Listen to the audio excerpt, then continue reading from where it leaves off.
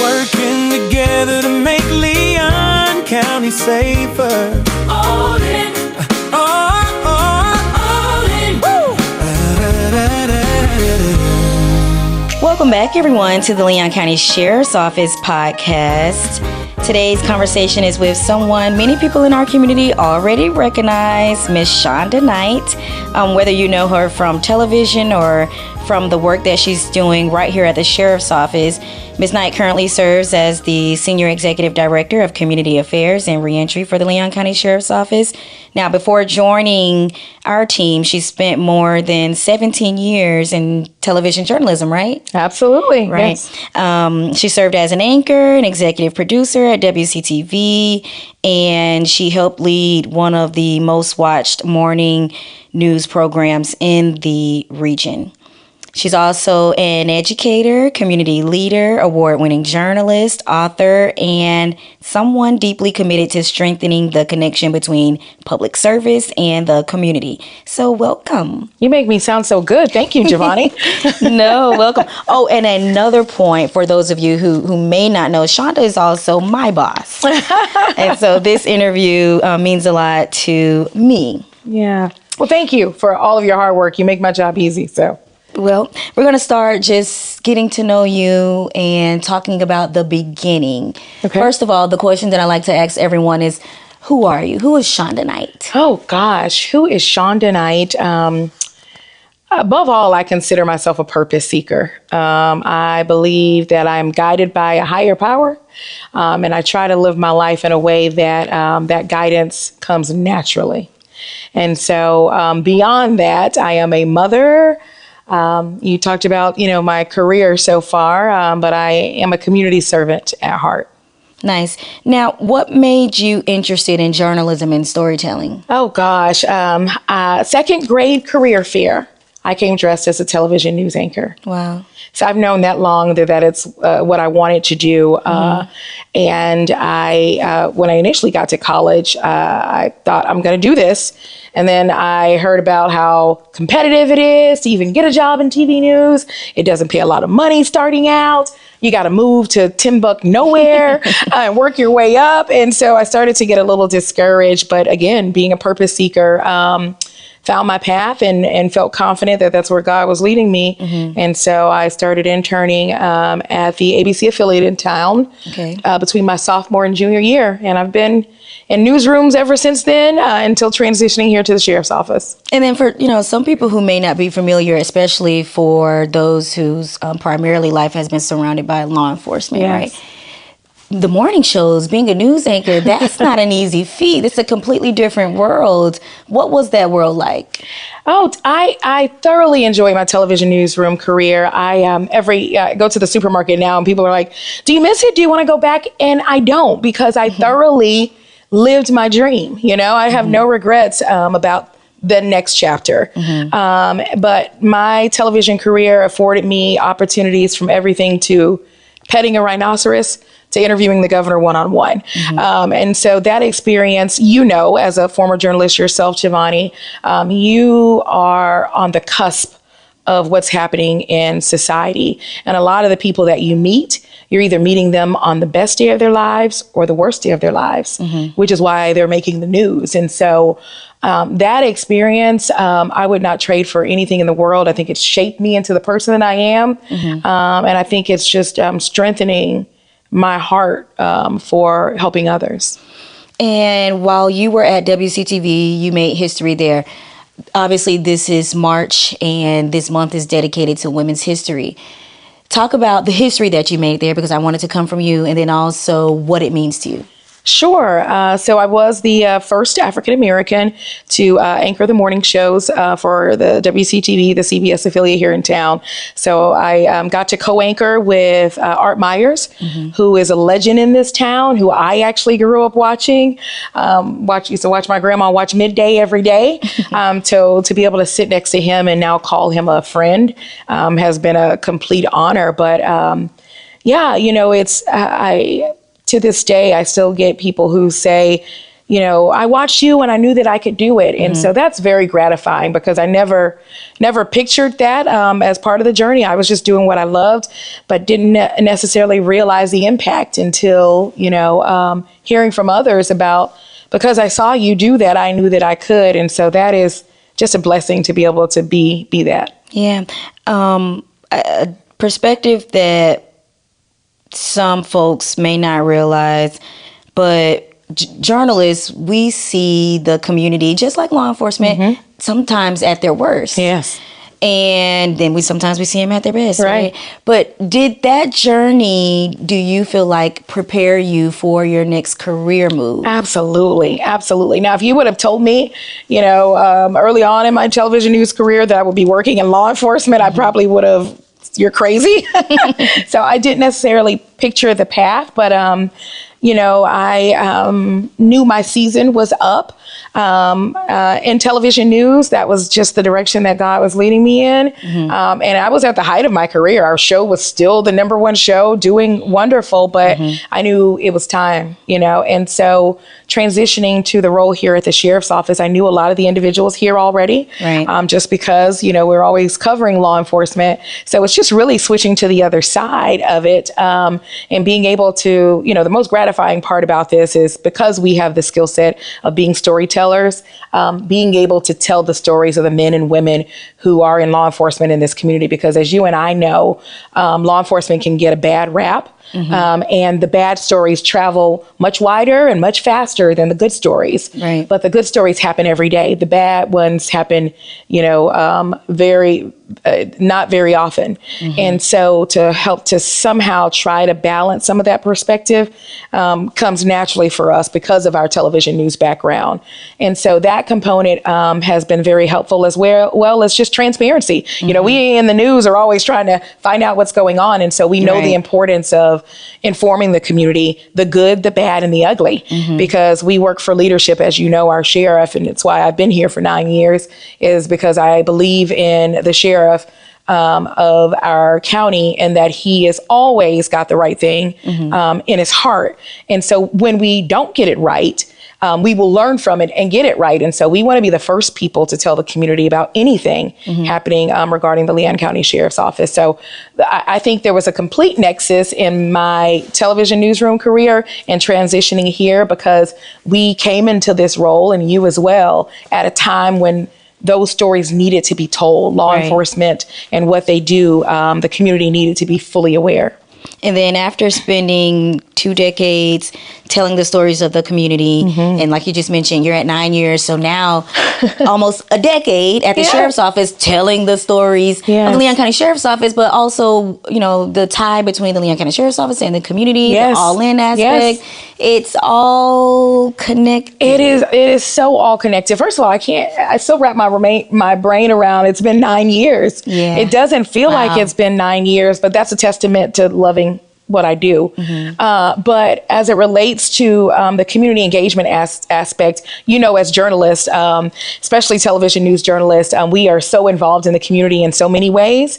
We are always asked to MC events, right? So we're used to being in those spaces and seeing the work of nonprofits, because we've lended our voice and our talents to so many of them over the years. And so I was able to leverage those partnerships coming into this role and really work to enhance our community engagement. And so I'm really proud of the work that we've done over the last 9 years. You know this, Javonni, coming into this space, Sheriff McNeil was probably one of the first around to visualize something larger as it relates to communicating with the public from a law enforcement standpoint. And so when I initially came into this space 9 years ago, not a lot of law enforcement were hiring civilian experts. They were still utilizing deputies to be the public information officer and to tell those stories. But he understood the importance of transparency and also sharing our stories. And so now it's standard within law enforcement. Everyone has, not everyone, but most organizations have civilian experts because they understand the importance in social media and how quickly news travels now. And so you have to be able to get that out in a timely and an efficient manner and be as transparent as possible, but also balancing, and this is the act that we are always balancing, is that Sometimes there's information you can't share. Right. Open investigations or things that might compromise an investigation. So, knowing when and how to release information and working with our detectives and things of that nature, it came naturally for us because we know about what those questions are on the other side of it. But the community engagement part, we've worked really hard to find creative ways to connect with our community. Everyone from McGruff with the elementary school students to our senior lunch and learns. We try to touch every aspect of our community. And like I said, I'm really proud of the product. Coming in here, I think we had about 4,200 Facebook followers. We now have 82,000 and counting, We have a television show that airs weekly on Fox 49. We have a podcast that Javonni has launched. We have a newsletter, all of the mechanisms to really be able to effectively communicate. And then all of our engagement pieces. We have our Patrol Stroll is an award-winning fashion show for first responders that gives back to breast cancer survivors in our community.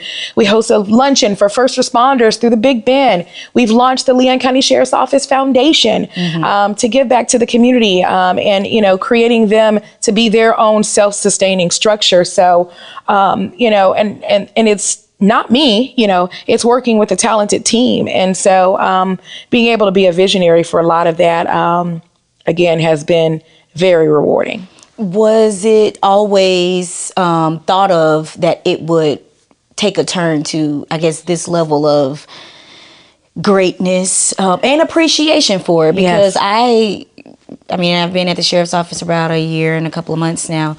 But I see the acceptance of social media where maybe when I first started, some people were, may not have necessarily wanted a camera, but they see the impact. So talk about when you first started. And kind of where we are now. Right. Well, as I mentioned, the followers. Yes. As I mentioned, this was not a norm. Bringing in a civilian expert into a building of sworn individuals. Coming in, I managed some sworn individuals in our community and media relations department. And that was a foreign concept for a lot of people. And it took some getting used to. And I think they thought, why do we need her? To now 9 years later, to have, I believe the bulk of our organization understand the importance of what we do and how we do it and the level that we do it. It has been an evolution, but I'm grateful for the journey. I've learned so much in the process. But I think that, being able to build something from the ground up is so remarkable to be able to have a vision and execute it and see it through. And I think that it's because law enforcement, because they are who they are, it's been a challenge, but a great challenge because many of them don't want to be in front of the camera, right? And they do wonderful things. They literally save lives. And you know this, Javonni, we'll go and say, hey, we want to do a story. And they're like, no, why? I was just doing my job, Right. And so it's that humbleness that needs to be shared, So a lot of times I tell our folks, it's not about you. Yeah. It's about you, but it's not about you because what you're doing is for the profession overall. And it's something the community needs to hear because when that one rotten apple goes rotten, they hear that. And so we have to continue to tell the stories of the individuals in our community who walk into environments every day and don't know what they're about to face. Don't know if their lives are about to be threatened. They deal with people who, have mental health challenges, people who have, are threatening their lives. And so it's just an honor to be able to share those stories. And I think more and more they understand the importance. Right. Might not want to be on social media, might not want to be in front of the camera, but it's important to share. And you lead the community affairs and reentry efforts for Leon County Sheriff's Office. Fairly new, but you're rolling. It was just, I've always known, even prior to me coming to the sheriff's office, that Sheriff Walt McNeil was a trailblazer in the reentry area. So just covering DOC as a journalist, I've always known Sheriff Walt McNeil and the reentry programs with the Department of Corrections facilities. Now here at the sheriff's office, that mission is still very much at the top of his list. what is Reentry program? Sure. And what is the sheriff's mission this year? Yeah, so as you mentioned, Javonni, this has been an expanded role for me. I've been overseeing our reentry efforts since late November, and this was a new space for me. But I think, Sheriff McNeil, as you mentioned, at the Department of Corrections, really did some groundbreaking things in the reentry space, and really just understanding that we have such a great opportunity when individuals enter into a detention facility to really make impact and to make sure that they're equipped with what they need to not return after they've served their time.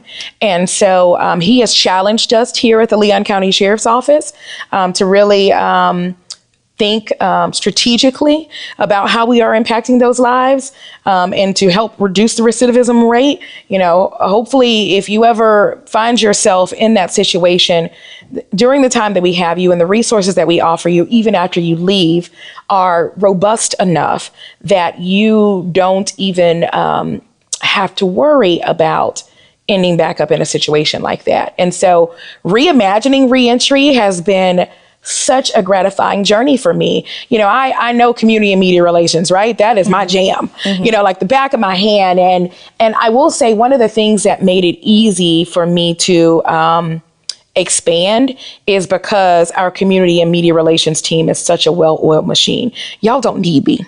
Quite frankly, I'm here and I will oversee, but you all have given me the comfort of being able to step away a little bit from that and really focus on reentry. And we are doing some very groundbreaking things in our community as it relates to reentry. And we're just getting started. Yeah. We're just getting started. We hosted our Clothing the Comeback drive. We're working on really what that external piece looks like for individuals in our community who are formerly incarcerated and want to do the right thing.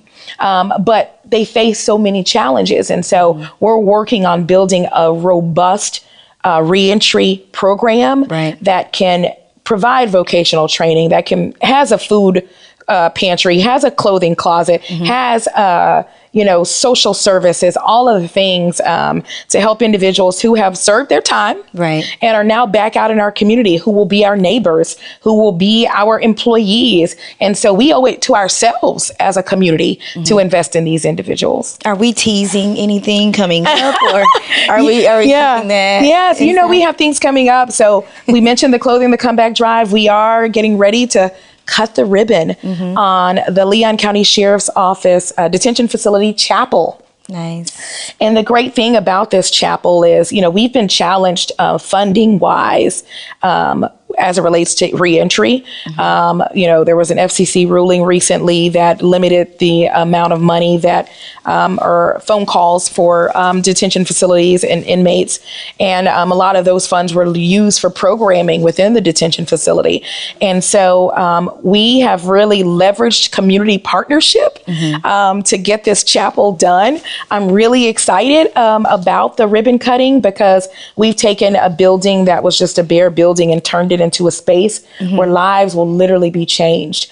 And I cannot overstate the impact and the importance of what we've been able to do without one penny out of the sheriff's office budget, but leveraging the faith-based community and community partners to create a space where the faith-based community will be able to come in and interact with individuals at the detention facility and really change lives. And so I'm excited about that. We have some other things in the pipeline that I won't announce today, but you'll be hearing about. There's another really great event that we're working on for April that I think also is going to be impactful for families of individuals who are in our detention facility. So, a lot of times there's a stigma placed on individuals who are incarcerated. What I have learned about being in that space is that there are so many, first of all, there's so much talent. Yeah. So much talent. And if we can just get them the resources that they need, the encouragement that they need, faith-based, whatever that looks like, to get them on the right trajectory, they can be such productive citizens of our society. And realizing not everybody wants to be helped. And we can't set up a system that saves everyone. But for those who want the help and want to change their lives, we're going to support them in every way we can. That's amazing. Just point of reference, you mentioned earlier, or I mentioned one of them, that you are also a mother. I am. Yes. How has motherhood shaped the trajectory of your work? Jeez, yeah, I have two beautiful blessings from God that He's entrusted me with. My son will be 17 this month. I'm still wrapping my brain around that. He will be 17, and my daughter is 11. And they are just beautiful individuals and thriving in their own right. My son will graduate high school next year and aspires to be a judge. Nice. And is applying for West Point to be an attorney. And, Wow. and I never even imagined, one of my guiding scriptures is Ephesians 3:20. And it says that God can do exceeding abundantly above all that we can think or imagine. Yeah. And I have seen that manifest in my life, in every aspect of my life. I'm looking forward to stewarding whatever God has for me. But my children have been the inspiration for my children books that I now have. And I'm just grateful and that God has entrusted me with little lives that are blossoming. They are my why in so many ways. And so I try to be an example for them. And, the transition from television to this role was largely because I wanted to spend more time with my children. And this career path has afforded me that. And I'm very grateful for it. That's awesome. And then last question. Yeah. When you think about women's history and also that, it's an everyday thing. You could be creating history today, tomorrow. But at this very moment, you are women's history. You are a part of the history. What does that mean to you? Oh, gosh.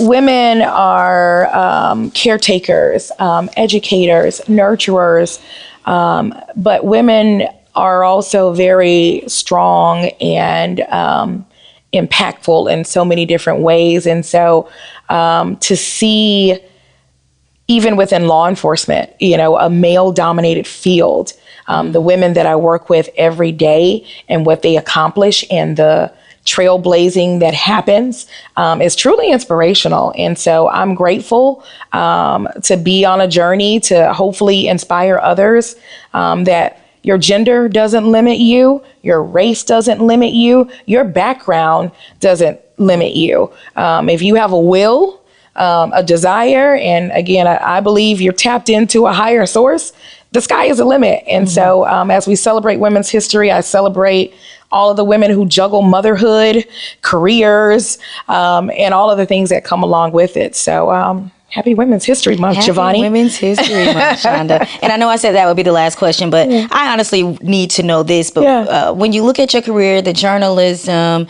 being an educator, a mother, I said career, but the motherhood, public service, mentoring, it's probably so many other things that I can name, but what impact do you hope to leave on the community? Sure.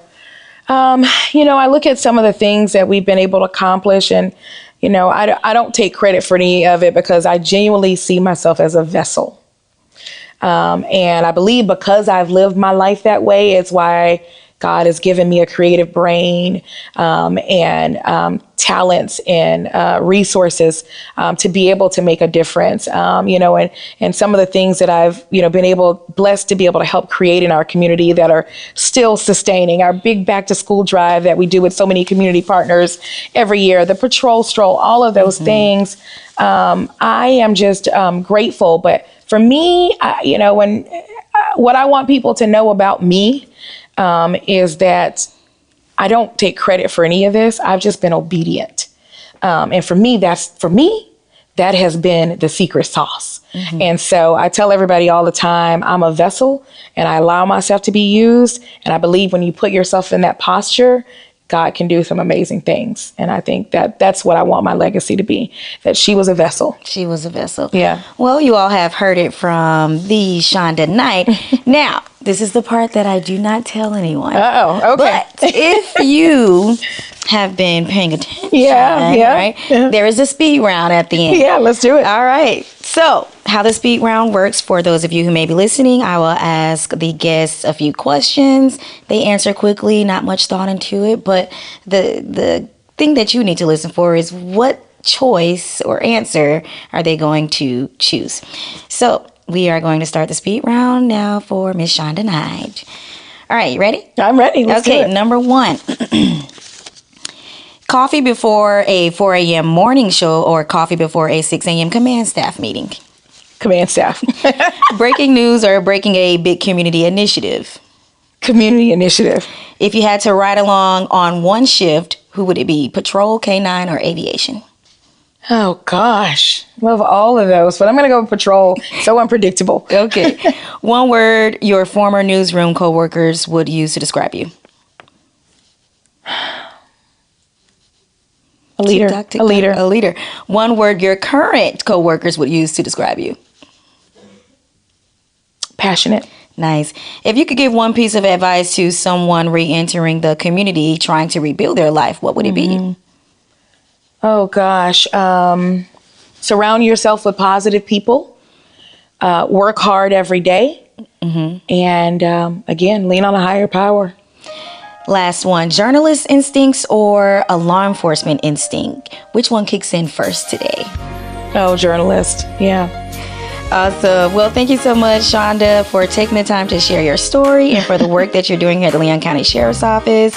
To everyone listening to the LCSO podcast, I'm your host, Javonni Hampton, and we will see you again next week.